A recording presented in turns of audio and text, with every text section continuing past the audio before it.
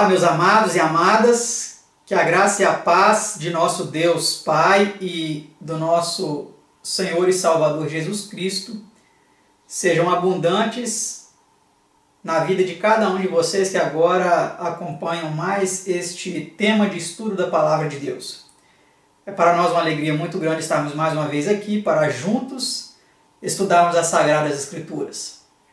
E o tema de hoje é o tema de número 50, que como você vê aí em sua tela tem como título a profecia, por que foi dada? Então hoje abordaremos este tema de importante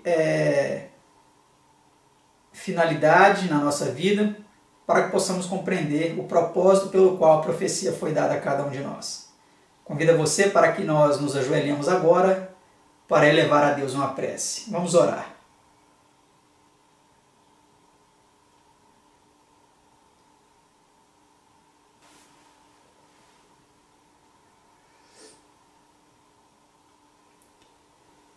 Pai Santo, Deus Eterno, Soberano Criador do Universo, louvado e engrandecido seja o Teu santo e eterno nome, também o nome do Seu amado Filho unigênito, coautor da criação, nosso Senhor e Salvador Jesus Cristo. Estamos com os nossos corações agradecidos por mais uma oportunidade, Senhor, de, em boas condições, podermos estudar a Tua Palavra com os nossos telespectadores. Pedimos a Tua bênção sobre cada um deles e pedimos que nos ajude a compreender, Senhor, o propósito pelo qual o Senhor nos concedeu a profecia, esse dom tão maravilhoso que tem guiado o Seu povo ao longo dos séculos da história da humanidade. Pedimos, Senhor, que nos conceda a compreensão correta da Tua Palavra, em nome e por amor do Seu amado Filho unigênito, nosso Senhor Jesus. Amém, Senhor.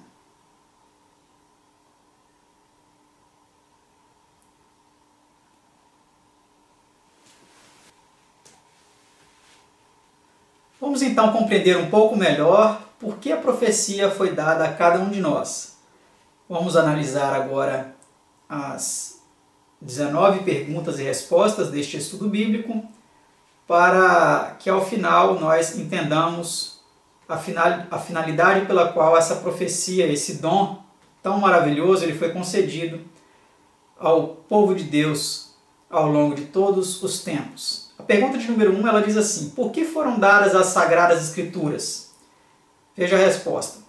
Porque tudo que dantes foi escrito, para nosso ensino foi escrito, para que pela paciência e consolação das Escrituras tenhamos esperança. Então essa foi a finalidade, pela qual as Escrituras foram dadas, para o nosso ensino, para que nós tivéssemos esperança através da paciência e consolação das Escrituras. Vamos para a próxima pergunta, pergunta de número 2. Por que meio é produzida toda a Escritura? Vejamos a resposta. Toda a Escritura é divinamente inspirada, segundo Timóteo 3,16, primeira parte, versão trinitária. Então, a Escritura ela foi produzida sob inspiração. Ela foi inspirada, divinamente. Pergunta 3. Para que é ela proveitosa? Vejamos a resposta. É proveitosa para ensinar, para redarguir, para corrigir, para instruir em justiça, segundo Timóteo 3,16, primeira parte. Pergunta 4. Como foi produzida a profecia? Vejamos então como foi produzida a profecia. Porque a profecia nunca foi produzida por vontade de homem algum, mas os homens santos de Deus falaram inspirados pelo Espírito Santo, segundo Pedro 1,21. Então a profecia ela não é fruto da imaginação humana, da vontade humana, da mente humana, mas é fruto então da inspiração divina por meio do Espírito Santo. Pergunta 5. De que é capaz o Senhor quanto ao futuro? Eis que as primeiras coisas já se cumpriram e as novas eu vos anuncio, e antes que venham à luz, vô-las faço ouvir. Isaías 42, versículo 9. Então, o Senhor é capaz de prever o futuro, de antecipar o futuro e revelar o futuro aos seus servos os profetas. Pergunta 6. Até onde alcança a capacidade de Deus revelar o futuro? Será que existe algum limite para Deus revelar o futuro? Vejamos a resposta na palavra de Deus. Lembrai-vos das coisas passadas desde a antiguidade, que eu sou Deus, não há outro semelhante a mim, que anuncio o fim desde o princípio, e desde a antiguidade as coisas que ainda não sucederam. Isaías 46, 9 e 10. Então, Deus ele é ilimitado quanto à sua capacidade de revelar o futuro, o que irá acontecer. Nota: em contraste com isso, notai a seguinte confissão de um afamado historiador moderno quanto à capacidade humana de revelar o futuro. A história fez até agora tão pouco progresso no sentido científico que nada pode dizer quanto ao que virá a ocorrer. No que se refere ao futuro, é completamente cega. Não existe no mundo um único filósofo que possa predizer a evolução histórica no período de um único dia sequer. No tocante aos problemas de 1895, o historiador é tão mudo quanto um charlatão prognosticador do tempo o seria quanto às condições meteorológicas da próxima estação do ano. O ano virá e ir-se-á. Ele cumprirá o seu propósito no grande calendário da vida humana. Suas ocorrências e desfechos processar-se-ão com exatidão científica, sem relação alguma com as condições anteriores. Mas vivente algum pode predizer qual será o acontecimento e seu aspecto.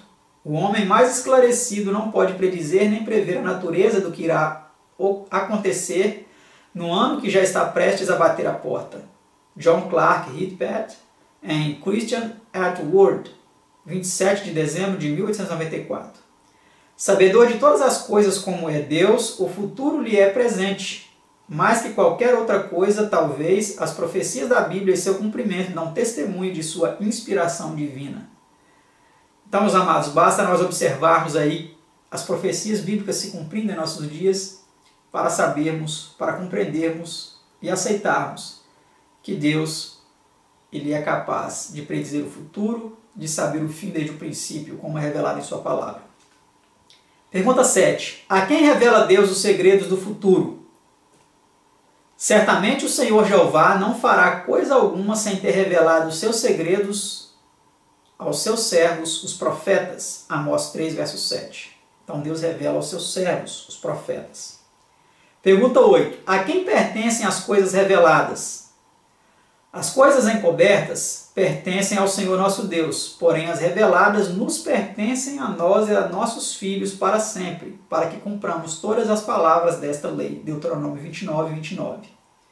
Então as coisas que Deus revelou, essas coisas pertencem a nós e a nossos filhos, para que nós então cumpramos, obedeçamos a lei de Deus. Pergunta 9. Que testificou o apóstolo São Pedro de sua experiência no Monte da Transfiguração? Vamos ver o que o apóstolo Pedro disse. Porque não vos fizemos saber a virtude e a vinda de nosso Senhor Jesus Cristo, seguindo fábulas artificialmente compostas, mas nós mesmos vimos a sua majestade. 2 Pedro 1, versículo 16. Então, o apóstolo Pedro foi testemunha ocular da majestade de Cristo. Os relatos que ele conta em suas epístolas não foram compostos artificialmente por meio de fábulas, por meio de invencionices. Pergunta 10. Quando disse ele haver visto a majestade de Cristo e ouvido a voz vinda do céu? Vejamos o que ele responde em 2 Pedro 1, verso 18. E ouvimos esta voz dirigida do céu, estando nós com ele no Monte Santo. Então, quando que ele foi testemunha da majestade de Cristo? Pelo que nós percebemos aí, em sua epístola, foi quando ele estava no Monte da Transfiguração, juntamente com João e Tiago. Ali Pedro, Tiago e João, no Monte da Transfiguração, foram testemunhas oculares da majestade de Cristo, quando ali ele se transfigurou em uma luz muito brilhante, e o Pai disse ali, este é o meu Filho amado, quem me comprazo, a ele ouvi, Pergunta 11. De que maneira acentua ele a confiança que se pode depositar na profecia? Então vamos ver o que Pedro diz a respeito da confiança que nós podemos ter na profecia. E temos muito firme a palavra dos profetas, 2 Pedro 1, verso 19. Então é algo firme, é algo digno de credibilidade, no qual nós podemos realmente firmar a nossa confiança. Pergunta 12. Consequentemente, que advertência é feita? Vamos ver que advertência é feita a nós, pelo apóstolo Pedro. A qual bem fazeis em estar atentos, como a uma luz que alumia em lugar escuro, até que o dia amanheça e a estrela da alva apareça em vossos corações. Segundo Pedro 1, verso 19. Então, nós faremos bem se nós estivermos atentos às profecias, né? Como uma luz que ilumina um lugar escuro, até que o dia amanheça e a estrela da alva apareça em nossos corações, né? Pergunta 13. Qual tem sido sempre o tema dos profetas de Deus? Veja o que diz a palavra de Deus em sua tela. Alcançando o fim da vossa fé, a salvação das vossas almas, da qual salvação inquiriram e trataram diligentemente os profetas, que profetizaram da graça que vos foi dada. 1 Pedro 1, 9 e 10. Então o tema principal aí abordado pelos profetas é o tema da salvação. Como Deus trabalha a questão da salvação na experiência humana, né? Pergunta 14. O Espírito de quem inspirou as declarações da profecia? Então vamos ver o Espírito de quem foi, né? Essa pergunta é uma pergunta muito importante. Será que foi uma terceira pessoa da Trindade, como muitas pessoas acreditam, que inspirou os profetas? Será que foi o Deus Espírito Santo, como muitos acreditam, uma terceira pessoa distinta da pessoa de Deus o Pai e da pessoa de seu Filho, nosso Senhor Jesus Cristo? Será que foi realmente esse personagem delineado aí pela doutrina da Trindade como sendo Deus Espírito Santo? Então vamos ver o Espírito de quem inspirou as declarações da profecia. Indagando que tempo ou que ocasião de tempo o Espírito de Cristo, que estava neles, nos profetas, indicava anteriormente, testificando os sofrimentos que a Cristo haviam de vir e a glória que se lhes havia de seguir. 1 Pedro 1, verso 11. Então note bem, meus amados, que aqui nós vemos claramente que não era uma terceira pessoa, não era o Deus Espírito Santo, mas era o Espírito de Cristo que atuava nos profetas. Era o poder do próprio Cristo ali, o seu Espírito, o seu divino Espírito, a sua divina influência, o seu divino poder da pessoa de nosso Senhor Jesus Cristo, que inspirou os profetas a relatar todas as profecias concernentes a si mesmo, né? Sofrimentos que Cristo sofreria, pelos quais ele passaria, e a glória que ele obteria depois ao ter o seu sacrifício aprovado por Deus. Tá certo? Vamos para a 15ª pergunta, então, agora em nosso estudo, que diz assim: em que profecia reconheceu Cristo a Daniel como profeta? Então vamos ver como Cristo, né, reconhece Daniel como sendo um profeta. Quando, pois, virdes a abominação da desolação de que falou o profeta Daniel, está no lugar santo, quem lê, entenda. São Mateus 24, versículo 15. Não vamos aqui entrar nos pormenores dessa profecia, porque não é o tema, né, de nosso estudo agora, mas só para nós termos aqui uma noção de que realmente Jesus reconheceu Daniel como sendo um profeta. Vamos para a pergunta 16ª agora, pergunta 16. Até que tempo deveriam ficar seladas as profecias de Daniel? E tu, Daniel, encerra estas palavras e sela este livro até ao fim do tempo. Muitos correrão de uma parte para outra e o conhecimento se multiplicará. Daniel 12, versículo 4. Então o profeta Daniel aí, ele foi instruído por Deus para que selasse o livro. Ele não iria compreender aquelas profecias naquele momento. Algumas delas, né? Algumas ele compreendeu e até explicou para Nabucodonosor, enfim, para algumas pessoas. Mas uma parte da profecia foi selada até o tempo do fim. E foi dito que muitos correriam de uma parte para outra. Hoje nós vemos que os meios de transporte velozes têm feito com que pessoas voam de um lado para outro. E o conhecimento tem se multiplicado. Hoje uma mensagem que nós compartilhamos aqui, ela pode ser observada em tempo real, do outro lado do mundo. Então o conhecimento ele tem crescido, ele tem avançado de uma forma tremenda, né? A internet, esse veículo de comunicação, que muitas vezes é usado para o mal, tem sido também uma ferramenta usada para a pregação do Evangelho de forma rápida em todo o mundo. E assim o conhecimento tem se multiplicado. E as profecias elas têm sido compreendidas por muitas pessoas de lado a lado do mundo, de norte a sul, de leste a oeste, do oriente ao ocidente. E assim muitas pessoas têm obtido a compreensão da profecia bíblica, né?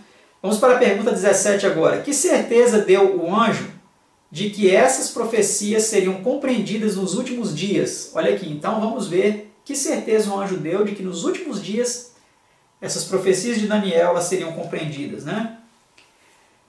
E ele disse, o anjo, né? Vai, Daniel, porque estas palavras estão fechadas e seladas até o tempo do fim. Muitos serão purificados e embranquecidos e provados, mas os ímpios procederão impiamente, e nenhum dos ímpios entenderá, mas os sábios entenderão. Daniel 12, 9 e 10. Olha, meus amados, que maravilha, que bênção, não é mesmo?